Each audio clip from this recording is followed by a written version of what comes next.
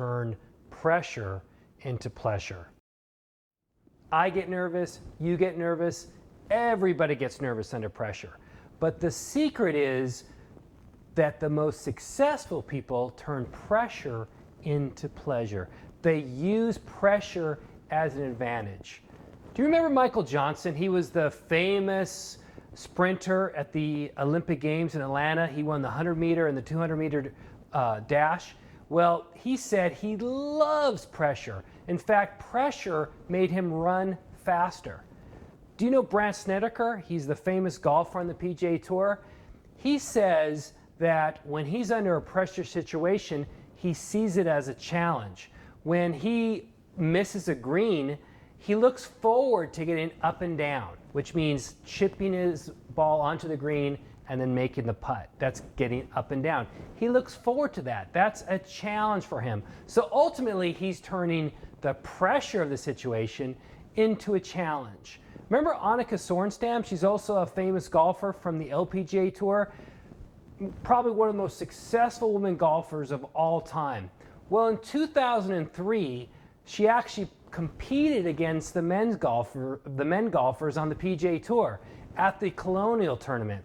And she said this tournament was like playing all four majors and packing them into one in terms of pressure. But she said she used that pressure to push her to greater things. And actually, after that contest, after that competition, she won 6 majors. So she turned pressure into pleasure. She used pressure as an advantage. The biggest problem that I see with people that are unsuccessful is they turn pleasure into pressure. When they should be just enjoying the day, they get so stressed out because they're trying to look good for their friends or they're trying to have a great score. They turn pleasure into pressure, and then they usually choke under the pressure. So the secret is how we maximize pressure to our advantage. And it's really how we label situations, because how we label situations can turn a pressure-packed situation into a pleasurable experience.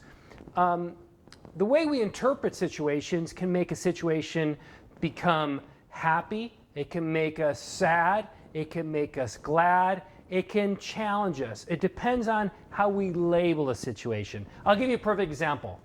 Let's say you had a child that's 8 years old and you drive to the store and the child slams the door on your finger, but you think on accident. How are you going to feel? Lots of pain and a little anger, right? Same situation. The child slams the door on your finger, but you think on purpose this time. Oh, you're going to be so mad, right? And a little pain. Well, how we interpret a situation can greatly impact our emotions. And that's the same thing that relates to pressure.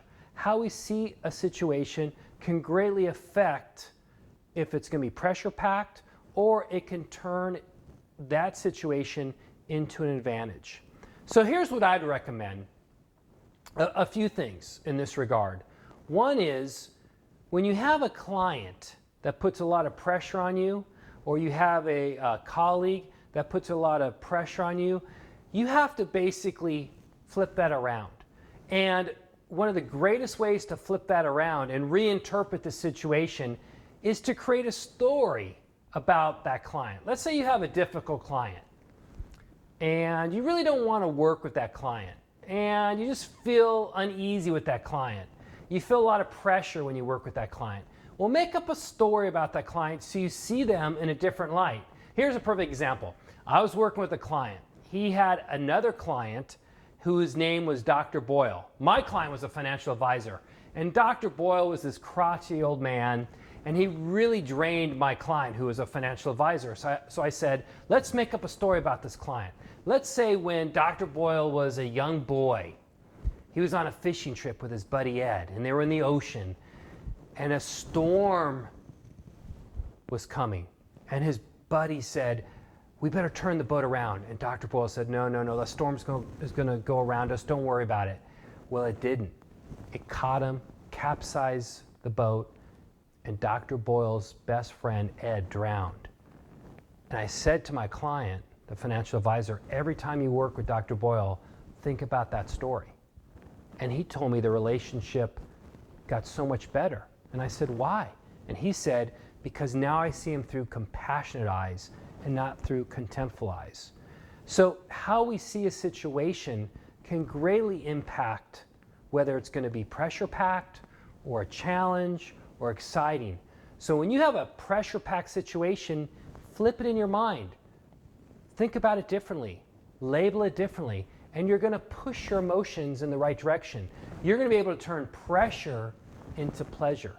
And that's what all successful people do. They turn pressure into pleasure.